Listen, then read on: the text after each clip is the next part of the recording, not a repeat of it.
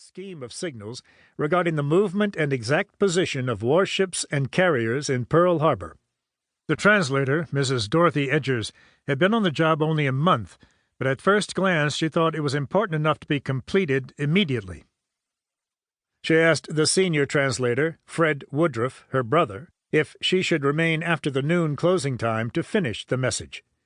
He thought it was a crank deal, but of sufficient import to stay over. As she translated the details, she became excited, for the message told about giving signals from the window of a certain house on Oahu to Japanese ships hiding offshore. Fascinated, she showed what she had written to the yeoman presiding over the 6 translators. It was interesting, he said, but didn't warrant attention on a weekend. Even so, Mrs. Edgers stayed at her desk, and by 3 p.m. was finishing the message just as Lieutenant Commander Alwyn Kramer, chief of the translation section, walked in. He had studied Japanese assiduously, but Mrs. Edgers, like her brother, had been brought up near Tokyo, and her command of the language was far superior.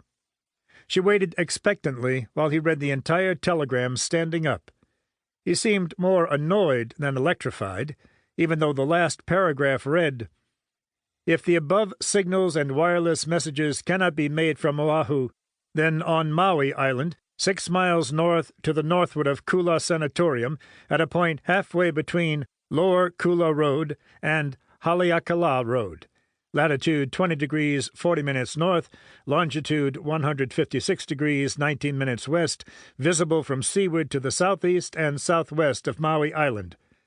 The following bonfires will be made daily until your XX signal is received.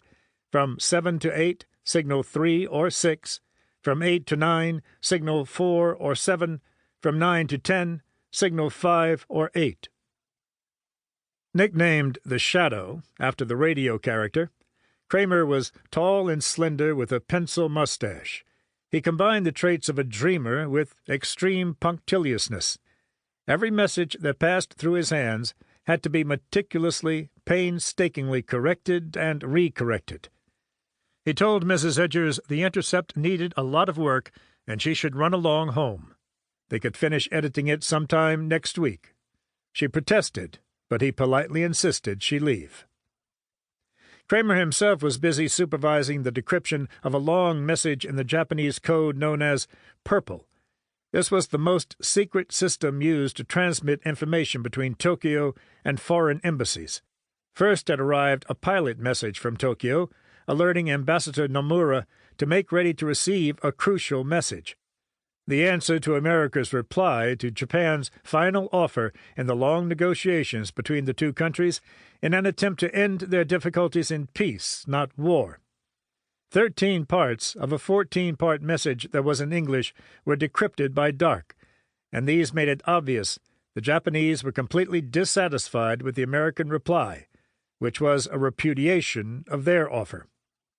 As soon as President Franklin D. Roosevelt read these 13 parts that evening, he turned to Harry Hopkins, his chief adviser, and said, "This means war." Even so, no warning was sent to Hawaii, where the Pacific Fleet was based at Pearl Harbor. In fact, no Purple intercepts had been sent to the fleet's commander, Admiral Husband Kimmel, for months, nor did he have a Purple machine, which would have enabled his intelligence officers to read the series of disturbing messages being exchanged between Tokyo and Washington. The message in the consular code that attracted Mrs. Edgers' interest had been intercepted in Hawaii by MS-5, a special Army monitoring station at Fort Shafter. But General Walter Short, the Army commander in Hawaii, had not been cleared for any of the decrypted Japanese messages known as magic. Short did not even know of MS-5's existence, nor had the Army major in charge of the station been given decrypting facilities. His orders were merely to ship the intercepts air mail to Washington in their original form. The consul's message was by no means the only one that morning which indicated the Japanese might be planning a surprise attack on Pearl Harbor.